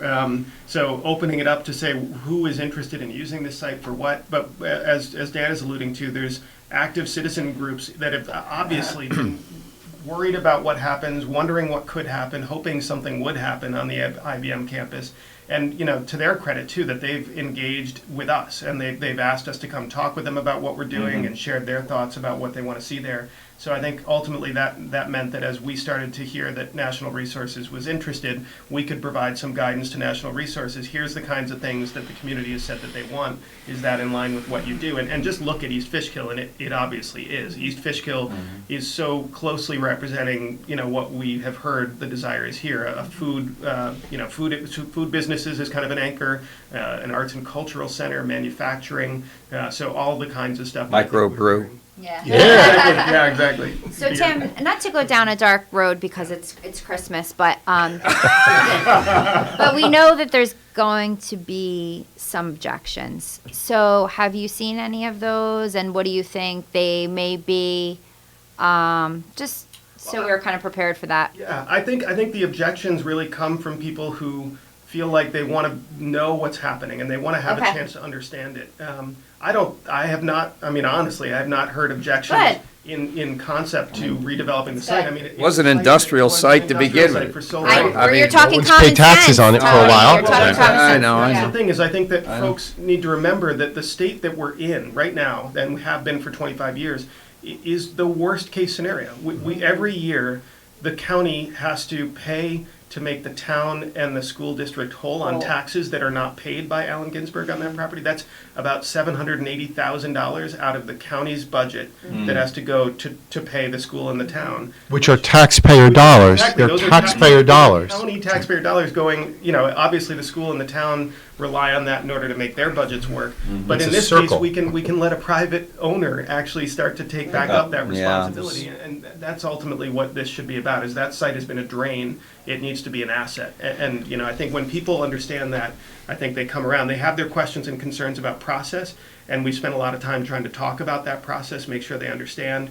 And I could go into detail here. We know that there's been some feedback on how quickly this has all moved. But quite frankly, we have to remember that the opportunity in front of us is amazing. And every day we wait, we miss that opportunity. And there are reasons, I'm sorry, but there are reasons why it had to move so quickly, right? There were a number of challenges that were based on timing. And whether it's potential tenants from East Fishkill who are looking to come up here who could leave, whether it's to open their business, need to open their business or expand their business, or if it's a change in heart from one of the stakeholders of the deal who has a reputation of changing his mind and signaling that he might be changing his mind. So there was a lot of urgency in getting this done. But there's also a history of them doing something similar at a similar location. So there was no reason for it not to move quickly. So some anecdotal good news, whether this is a barometer going forward or not, we don't know. At Norman Staffing, we've seen a big jump in people coming to look for work. I'm not sure if the money has run out. Probably 10, 12 interviews just this month, which we would beg for 3 or 4. Now so folks are coming in, pretty much all sectors. My staff is shocked, and folks are even showing up for interviews because that's the you want a job? What? Classic. Oh yeah, I want to come and work. And where are you? Okay, that's another ghosting. But no, this month has been. That's great. I don't know if it's the holidays. I don't know if maybe people are just saying, "Hey, I need to get back into the workforce." Because that's always. Tim, can I ask you a question about something you said earlier? And this is my own curiosity, and folks like me who grew up and lived here and watched IBM close. And you touched on this, and I'm just curious, at what level is IBM responsible? And I'm no Allen Ginsberg fan. I know what he's done, lived through it. But IBM was the first polluter of this site. And what level do they still have responsibility, and what level are they taking responsibility? So good question, and this has been one of those things that I think requires some clarity, and when people understand it, I think they see the logic in what we're doing. So IBM, as a legacy of cleanup activity on the site, they had mostly chlorinated solvents that entered the groundwater under the site. They're under a consent order with New York State DEC, which is basically the enforcement that says you're responsible for cleaning this up. And they've been doing their job on that. And so in the last 6 months, we've had conversations with IBM and DEC that have indicated that the contaminated plume of groundwater has shrunk, And so that's a sign that their remediation is working. They've been able to deactivate some of the monitoring wells because they've effectively cleaned up parts of the site. And they've remained a partner. In fact, when we started thinking about the future of the site, reached out to our IBM contacts, and they indicated that they were excited about the direction that all this is going, and would partner with us to make sure that their environmental cleanup work continue to support the redevelopment of the site. Well, and they had an existing relationship with National Resources, given the work that they've done in other properties, which makes it even easier. So everybody's cool, Yeah, right? cool. Everybody's cool. Yeah. But it sounds like, so over the next 5 years-ish, right? Is that what we're talking about? I mean, Val's saying... I'm like, let's do it tomorrow. I'll tell you what, Tony, it's been just over 4 years to go from purchasing to filling East Fishkill. Yeah. And given the circumstances we're confronting now, even with the timeline that Tim laid out, I would anticipate it to be quicker. We'll have to wait and see, but 5 years, I'd feel very good about saying. A Christmas miracle. That would be wonderful. In 2026. Yeah, so that's good news for sure. We talked briefly about the Kingstonian earlier. That's certainly good news. It appears to be moving forward. Let's talk about quickly about the January 12th. There's going to be another public hearing, we think. Very important. Yeah, there's another public hearing of many on the project, January 12th. I don't know if it's the details haven't been finalized yet, but it's looking like January 12th, 6 or 6:30 at the George Washington Elementary School, and I would encourage anyone who has been supporting this project, is interested in the project, to make sure your voice is heard. Other people are making sure their voices will be heard. Right. So if you support this, if you want to see it move forward, please find a way to get involved. We're kind of at the end of this process, but this is a central decision point that, if it doesn't go the way of the project, could kill the project. And even though it's a more of an administrative point, it's a critical point. So, Which has been in part of the project from the get-go. Right. yes, Nothing's changed, no no surprises, different. no This is surprises. just... And people can do it without going to the meeting, though, by writing to or making their voice heard without having to show up. Please let people know how to do that. Thanks, Scott. Absolutely. You could send an email or a letter to the city council and to the clerk, but I've suggested to people Direct. just go direct to the, you can find their contact information on the website for the city of Kingston. But absolutely, if you can't be there in person, or given the circumstances around COVID don't feel safe being there in person, then absolutely share your thoughts via email or letter. Make sure It's that just as important, because Yeah. they will take the preponderance of evidence That's right. from the people who live in our community and are affected directly by that development. Don't you have to say where you live when you... You should have to be a citizen. You do. You should have to be a Right, citizen saying a local... of Kingston. Yeah, right. New York City is a nice place to visit, but... But I wouldn't want to live there, yeah. So January 12th is a Wednesday. I'll take Yeah, your word. Wednesday. You say so. I'll take your word I was for just that. hoping maybe we would be on the air before, but we're not. We're on the next We're one. working on tomorrow, right now. I think you were going to talk. Were you going to go into Winston? I just wanted to mention it because I know it's in the pipeline somewhere, and I know that's been percolating as well, and maybe either of you can give a little description about what is being anticipated there, and where that's at. Yeah, very exciting. Yeah, I mean, it is exciting. It's another one of these important properties in the county, and it's exciting to see as the economy, kind of revs up, that these sites are of increasing interest. So, Dan, do you have updates? Because I can share my knowledge, but Well, maybe just a description. Yeah, well, first and foremost, you have three local businessmen up in Saugerties, John Mullen, who we all know well, especially here in Kingston, seeing all of their trucks tearing up our streets, and you know well. And Tony Montano, we know the Montano family in Saugerties very well, and Randy Richards, who's a businessman, longtime resident, have bought the property. And I just want to say again, here we are with private Locals. developers who have a vested interest in our community and continually give back. They're And not that folks I from love to see that, because Carpetbaggers these aren't from, people coming in, And just to underscore that anecdotally, one of the first people who called them up to say, "Hey, we heard about their property. We're looking for some land," was Amazon. Amazon wanted to put a huge distribution facility there, and they turned them away. They could have tripled the money that they invested in buying the property just like that. But to your point, they care about what's happening in their community. They grew up in the community, they live in the community, their families live in the community. They want to make sure that whatever is done up there is done right. And, that's a property that's gotten a lot of attention over the years. At one point, the RRA wanted to have a landfill there. There was talk about casinos going there. The community up in Saugerties. Woodstock was there. That was a fun weekend. That was an upside. That wasn't controversial. So they've bought the property, and they're now engaging in a process, to Tim's point earlier, about now whether it's a generic environmental impact statement or a different form of planning, but they're engaging the town of Saugerties and the broader community in a conversation about what makes the most sense to be at that property. And they've put forth some ideas that they had, which includes an amphitheater for performance space, so you could have more concerts there, some hospitality,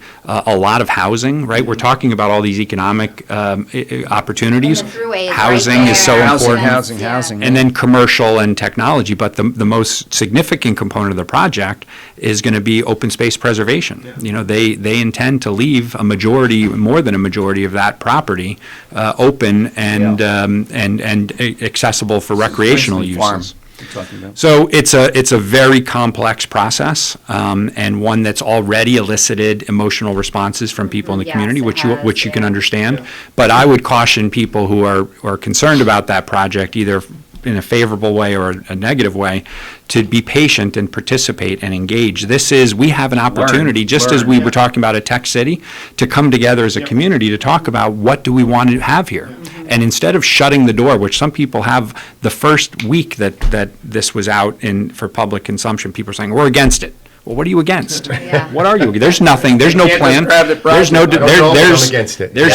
one coming in saying we want to build this or that.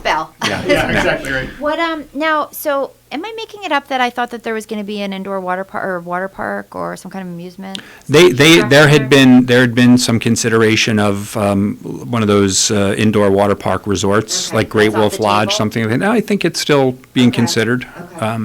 But everything's being considered, and if you talk to Johnny or Randy or Tony, they'll say, come to us with an idea. And more importantly, if you have someone who wants to build there, then we'll entertain that even more. So they put together their own thinking about what could work based on their understanding of the property and based on who they thought would be interested. And now we as a community need to engage in a conversation of whether or not we agree.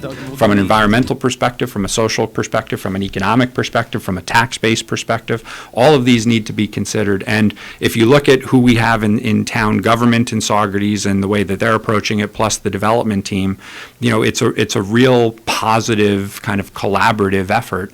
And I just hope we can stay on that track, because what's killing us as a community, everywhere I look, it's that conflict, that us versus them mentality. It's a toxic element in our community. So instead of talking about why you don't like something, let's talk about how it can be improved. And let's have a conversation about what that looks like. Which I have to say I think is very generous, because, if you go down to Florida, there's not going to be a collaborative conversation. They're selling to Amazon. Well, I mean, I'm not to be... I'm just going to say, a year in Florida helps to cool your jets. You can come back and have a conversation. Instead of getting the finger Instead of getting all hepped up about it, you go, oh, okay, man. Well, look, this is, we're coming down to the bottom. We have a minute left. We want to thank Tim and Dan for being on with us. Thank you for your efforts. Thank you for sticking with it. Yeah. This is many years. Yeah, it's like... These are exciting times, takes really. patience, for sure. We'll look back 5 years from now, X years from now, and say this was the year that things turned around. And no, I'm not using that word. I refuse the word. I'm going to say spin. We spun it around. But no, thank you both for your efforts. And I know folks will continue to look forward to hearing about it, participating in it, getting, as Dan says, the fair and balanced discussion out there. We're all in this together, and that's kind of trite too, right, these days. But it is true. I mean, it's, people are moving up to this community for some, I don't know, nirvana. I'm not sure exactly what, but still, the folks that have lived here a long time. Make it worth it for them. Right, Make it worth it for them to move knows here. the struggles that we've been through. So And let them know what we're all about. Yeah. My idea is to invite all the folks that moved up from Brooklyn into the Senate House, have a big party. Don Tollerman, throw a big party in there. If you moved up from Brooklyn, welcome. What do you want to do in the community? You don't like it, Scott? I love it. Bring a band. It's a party I won't be at, I'll tell you that. Here's a list of the not-for-profits that you can join, the board. Yeah. Here's how you can get involved in your Bring a community. list of not-for-profits that you've donated to so we can announce them. Now. Yeah. So it's funny, All right. I real quick, I talked to Joe Biker, and I wanted to do this T-shirt, welcome, you're welcome to Kingston, or welcome to Kingston, just don't Brooklyn my Kingston. All right, with that, let's go to break. You're listening to Kingston Community Radio on WGHQ Kingston. On your radio at 920 AM and 92.5 FM, and also online at mykcr.org. We are Lions. We bring hope where it's needed. We are a global force for good. Support causes that matter. Change lives. Change communities. Change the world. We can do more together than we can alone. Join in. Experience the joy of serving. Be part of the movement. Give back. Let's unite the world for good. We are Lions. You can be too. Visit weserve.org. This is Greg Chorvis, and once again, the WGHQ Happy Christmas Fund is asking you to help the needy this holiday season. For the last 50 years, the WGHQ Happy Christmas Fund has helped less fortunate families have a happier holiday. Look for our collection boxes at the local branches of the Ulster Federal Credit Union, Rondout Savings Bank, the Mid-Hudson Valley Federal Credit Union, Ulster Savings Bank, and at the Kiwanis Ice Arena in Saugerties. Thank you very much, and have a happy and Merry Christmas. Screening exams for breast, lung, or colorectal cancers are necessary to detect and treat disease at its earliest, most curable stage. But you may have some concerns and questions. Answer your questions and ease your fears by visiting radiologyinfo.org. In addition to information on screening and wellness, you'll find more than 200 descriptions of radiologic exams, procedures, and treatments to help you prepare. Get informed and be prepared. Visit radiologyinfo.org. Produced by the Radiological Society of North America and the American College of Radiology. We are Lions. We bring hope where it's needed. We are a global force for good. Support causes that matter. Change lives. Change communities. Change the world. We can do more together than we can alone. Join in. Experience the joy of serving. Be part of the movement. Give back. Let's unite the world for good. We are Lions. You can be too. Visit weserve.org.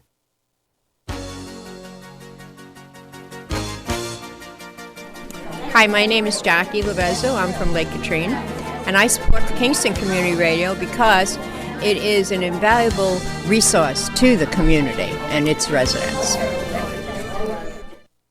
This portion of Kingston Community Radio is brought to you by Ulster Savings Bank. Visit their newest branch, conveniently located at the Ulster Commons Plaza in Lake Katrine. Experience the difference that local community banking offers with the convenience of another great location, easy access, plenty of parking, and a 24-hour ATM. Ulster Savings Bank, invested in community, invested in you. Member FDIC. We're on, folks. We're on. We're on. How do we start?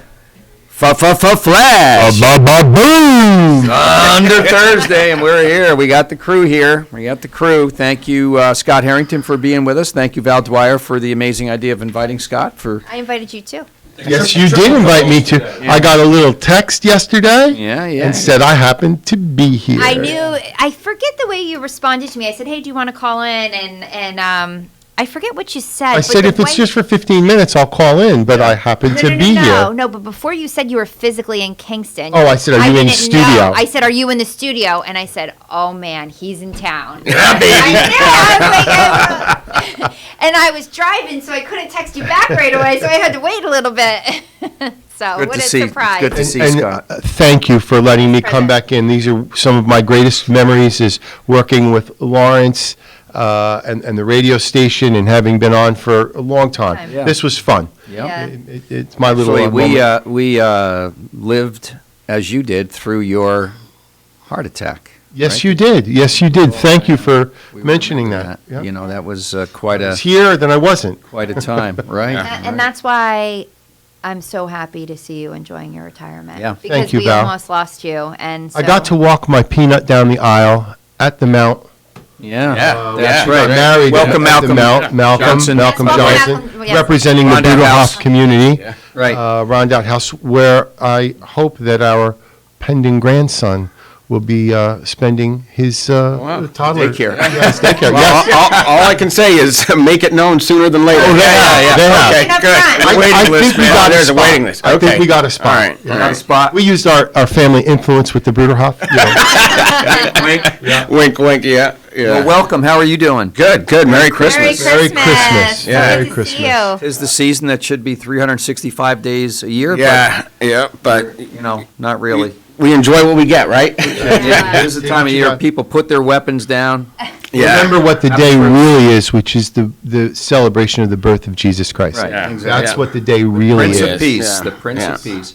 And, interesting because I was, I serve as a pastor in our church, and I was thinking, reflecting on this last year that we've all reflected on in many different ways, and trying to think, what would the angels that came, over 2,000 years ago, what would they say today? Who would they come We to? say, what would Jesus do Yeah. when we're asking Yeah. the question? What would the angels And say? and I think, They would say, what? I think the angels would say, I said, woo, woo, woo, woo. yeah, Flash from the past. yes. And I was just reflecting on this last year and thinking, what would the angels say today to mankind? And I think, I think there's so much fear still, and it's being pumped in by the media. It's being pumped in with different social media sites and things of that nature. And I think the angels would say, "Fear not, God is stronger than COVID." Yeah. And I think, Amen. and I think That's a great and, message. and yes, we should take care of our loved ones and those are most vulnerable and be safe, but yet God is a God of life, and that's what I feel is missing. There's not enough emphasis. There's too much emphasis on the separation, despair, division, and there's not enough hope given to people. And so many people also find themselves isolated. And how do they find hope? I think it's by us reaching out and I truly believe that as we remember the birth of Christ, Jesus actually still walks on this earth, and he comes in the form of an elderly person. He comes in the form of a teenager bouncing a ball in a basketball court. He comes in the form of two small elementary children crossing the street that you can help, you can say hello to, you can make sure they cross safely. You can hold a door for an elderly person coming behind you.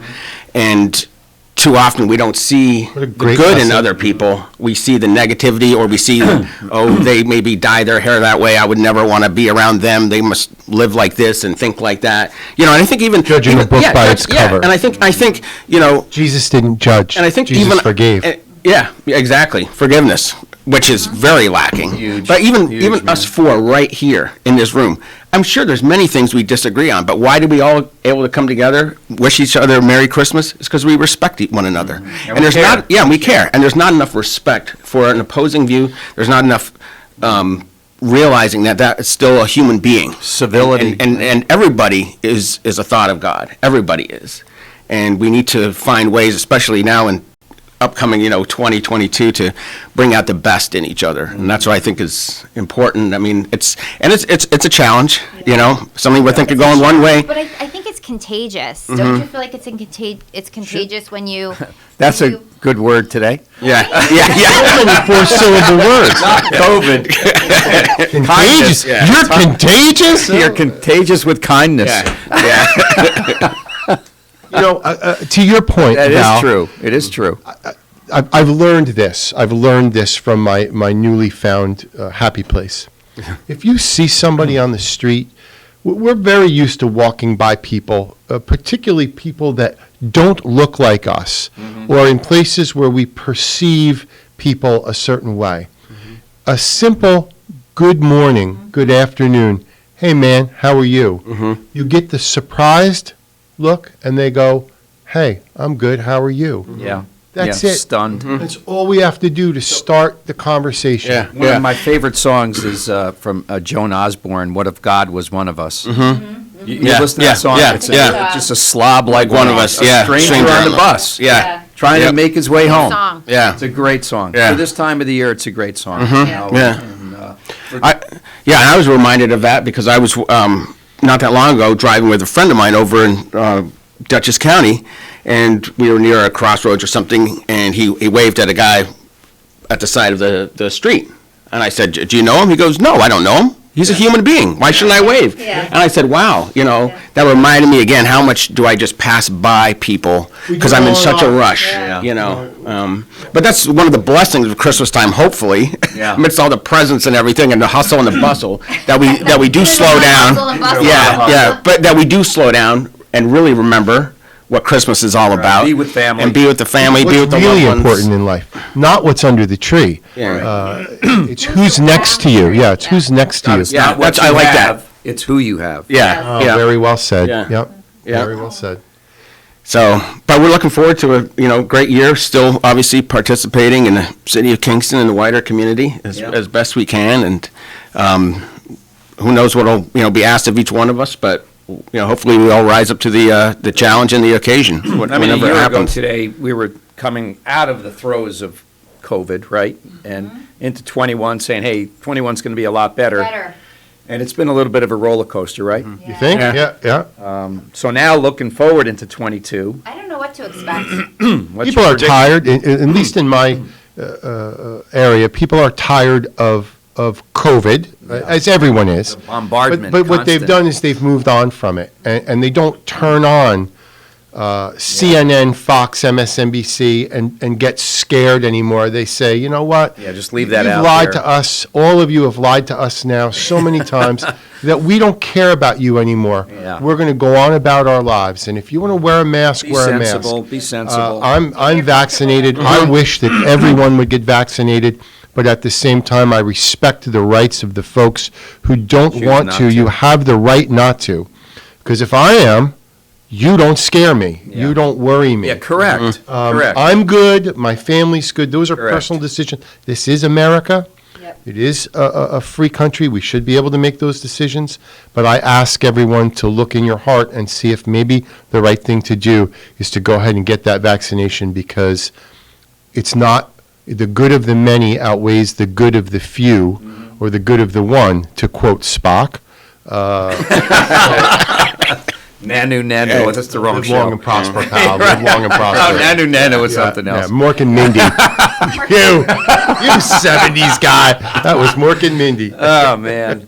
It's a shame I know all that. But Yeah, it is. Useless knowledge. Living Nativity. Talk about, please, talk. My kids went to the Living Nativity last week. yeah. Please talk about that. It's beautiful. Yeah, well, I think, That that was was one of all the the blessings communities of had. COVID, yeah. I think pretty well, I'm not sure last year, but definitely this year, every one of our community campuses, definitely in Ulster last County. year, too. I remember And going last I think year. Orange County as well, did put on what I thought was a spectacular, light show with drive-through, Yeah. which included a live nativity, which Folks in included, costumes. the whole spectrum. Fires. Yeah, shepherds. Real animals. Yeah, Real real animals, yeah. Real animals Yeah. in the manger. Yeah. And I know what, like our Woodcrest community location, they had something around like 430 cars, drive through, And the best thing about it, once again, it was free. There wasn't any cost. It wasn't to make money. It was to bring the spirit of Christmas to those that maybe had something planned but had to cancel. And this was a safe way of having many people experience a great time together. And What a great place to start a discussion about what Christmas really is. Yeah. If you have little children, you bring them through and see this beautiful. Our kids are adults. They go. They look forward to that. Yeah. Yep. Yeah. Yeah. And I mean, it's for old and young alike. I mean, because in the end, that's who Jesus came for. It wasn't for a certain age bracket or a certain demographic. It was for all of mankind. Right. And Absolutely. so, yeah, we were very happy to be able to bring that to those that wanted to come through. And I know Woodcrest did that. Maple Ridge community there in Esopus, Mount community, our two locations down in Ulster County. I mean, Orange County did it as well. So it was a blessing. Such an asset. Absolutely. We never truly appreciate all that's done to that point, given the tragedy in the Southwest with the tornado and the work of Samaritan's Purse. Reverend Graham, the Bruderhof communities participate in Samaritan's Purse at a I think right now we have 6. Yeah, we have 6 young people that are down in Kentucky helping out.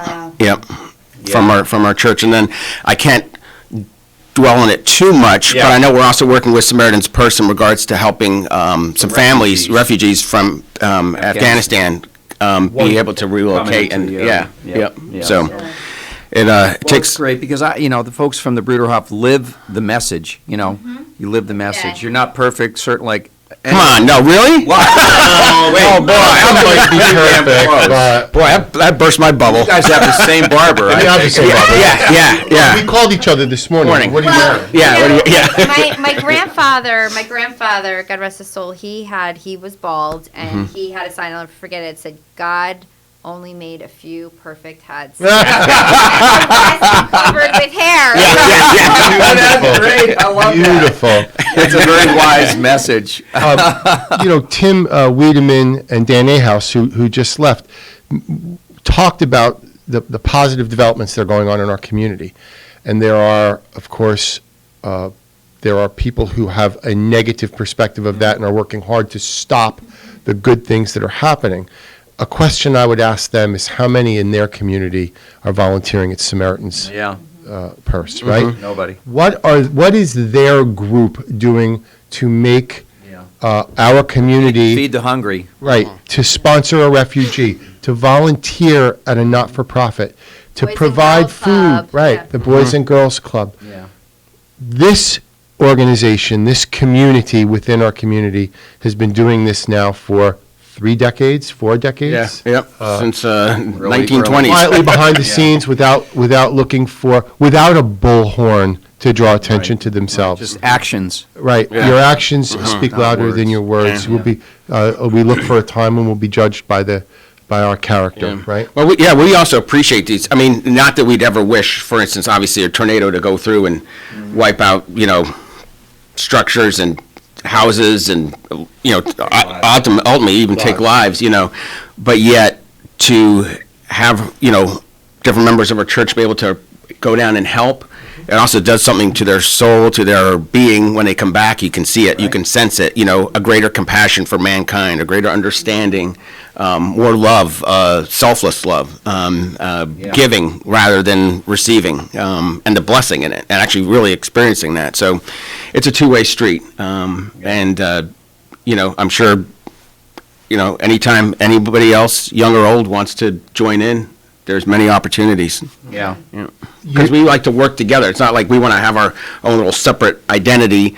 We want to say, hey, we'll help facilitate this. We'll set it up. This is what we're doing. Want to go? Anybody Right. want to? Yeah. Go? Yeah. Yep. You may remember, I don't think you were there this day, Tony, but we interviewed 2 young. No, I was there men. from Yes. Australia. No, wait. from Israel. Oh, from Israel. Right. Israel. One was a Palestinian was there. young man. Powerful. One was a Jewish young man, and Very they both powerful. came to stay at the Mount. And the message that they brought, they were 13, 14, high school age. I remember that. From 2 warring tribes. Yeah, is where they yeah, were from. yeah. And yet these 2 For centuries, right? These 2 young men were going back to their community as they came as friends, they Brothers. went back as friends, to say, this is on TV, this is politicians make this war. We Right. don't. Right. We have nothing against the Jewish people and the Jewish boys saying, we've nothing, we are the same, Yeah. we're identical. Right. That's the message. We bleed the same. That's the message that needs to go forward. Yeah, And absolutely. the message that your community helps to promote and spread. Thank you. Yeah, I mean, to your point, Scott, a little bit, when your favorite event and opportunity is taking a selfie, you're not really concerned about the community. You're concerned about yourself, and I guess it's, but again, that said, I think we always have more in common than what divides us, but we don't get to the Listen, we don't table listen. enough. Yeah. To have that, your group, your organization, that group of Concerned Kingston folks, you're living that message. You're getting out there, Val. And it is hard, but you have a it's lot of people that push back. it's an inch by inch. Just want to be oppositional. They don't care. Yeah. If they perceive that you don't hate the police, then they want to push back on you instead of listening to what the message is. And I do want to give a shout out. I'm kind of getting off a little bit topic, but talk about coming to the table. It's your show. It's okay. Yeah, that's right. So Peter Buffett reached out to me, and as you know, Peter Buffett gave the money for his organization Novo gave the 3-year the money for the grant for Rise Up Kingston, which has been kind of a controversial organization in our community. And so he wants to sit down with me, and Great. I'm really excited. I think I know he's sitting down with a lot of other people as well, and I think that's where it all starts. And I think sometimes that I think that him and I actually have a lot more in common than Absolutely. you would think. Let's hope so. So I'm optimistic. Good for you. Yeah. You're going into That's a that big with deal. the correct attitude. Point. Yeah, an attitude. Yeah. So Yep. we're meeting in January, first week Great. of January. So I look Oh, I forward can't to wait to hear about Who would that. not want a better community, a better living standard, where everyone's treated equally? I mean, I get the fact that there are people in this world that are racists, that are, they don't like Italians because whatever, they don't like whatever. And so those people, if we can isolate them and let them go off on a little crazies world on and either side. the rest of us, which is, I think, The majority. 90%, Yeah. live in peace and harmony and watch out for each other, build each other's whatever, that's where we need to get to. Your message is the right one. Your message, Val, with Peter, let's figure out what we can do. Yeah, we need more of that. We need more Val and Peters getting together, Exactly. It'll get there. Yeah. It'll get there. And so, I mean, I know this is maybe a little melancholy at this time of the year, but, we look back saying, what did we not get done in 21 that we wanted to get done? And we have an opportunity this year to do that, Great message from the two guys that were here, from Absolutely. Dan Ahouse and Tim. Absolutely. Great message. Absolutely. Always a great message from the Bruderhof communities. I'm a super don't huge give up. fan. It's patience. On the break, I was talking to Tim about going back and just how long it's been. I remember when I was in middle school, I was devastated. I lost 2 of my best friends that had to transfer after IBM closed, and it just it just reminds you of how long it's been. And as a child, I really didn't understand. Grew up without IBM. You're a community leader now. But I do remember, and because I was asking him about the old rec center with the pool, and I do remember, as a child, I didn't realize how prosperous we were and all the great benefits we had, and it was just, I knew what I knew, and it was a given. I went with my friends, who their fathers were IBMers, and we would go to this beautiful pool, and then Tennis they all courts kind of they left, and at the time I didn't understand. I was 12 years old. I didn't really understand what was happening. And like I said, luckily for Facebook, I've been able to reconnect with those friends, and they're all over the country. But you have to have the patience. Here we are, and it's been a long ride with that, and you just got to have the patience, wait it out. The message that you just expressed about sitting down with Peter Buffett, that's great. I reminisced recently with my great friend Tim and Lydia about the Bruderhof's first connection with the police department, which was negative. The first interaction was very negative. That's crazy. It was over Mumaya Abu Jamal, a convicted murderer of a police officer in Philadelphia, and the children that attended the Kingston High School that were Bruderhof members held a demonstration, A rally or something. in favor of freeing Jamal, which created instant animosity in the police department. And the leaders of the Bruderhof community recognized that this is not how we build bridges, it's how we build ditches, and came to the police community Christoph and Arnold. said, Christoph Arnold, God rest his soul. Around what year was this? Oh, it was in the80s, late 80s. yeah. Late 80s. Late And 80s. said, this is not what we're about. That demonstration is not what the Bruderhof is about. Those were our children expressing a view. We are here to support you. And they built bridges to the point where those communities couldn't be any closer now. Oh my Our gosh, law I can't enforcement believe that story. Listen, because yeah, I it was- didn't it was- know it must have that. been- You would have been a great. kid in high school then. Well, so Yeah, it must have been like the end of the 90s, Girl something Scouts. like that, end of the 90s. I was a Girl towards the end of the Scout. 90s. Girl Scout. Yeah. Sold a lot of cookies. That's right. The community showed up with food at the police station, at the Kingston Police Station, That's amazing. vegetables and bread, and said, "Hey, Let's be friends. Yeah. let's sit down Yeah. at the table Yeah. and let's talk." And Yeah. we did. Yeah. And look at the bond that was formed. Yeah. Yeah, amazing. That's a Friendships great made. story, Scott. Yep. Malcolm, where are you from originally? Where are you? Oh, wow, originally. Original. Original. Well, The original I'm Malcolm. actually a dual citizen, believe it or not. I was born in Halifax, Nova Scotia. Yeah, yep. You're the first Nova Scotian I've ever met. No. Don't I look like I come from Nova yeah. Scotia? Can you tell? Scotian. Hey? Absolutely. Canadian all the way, right? Yeah. Oh, man. Yeah. He's a cod fisherman, right? Yeah. Bacala. Yeah.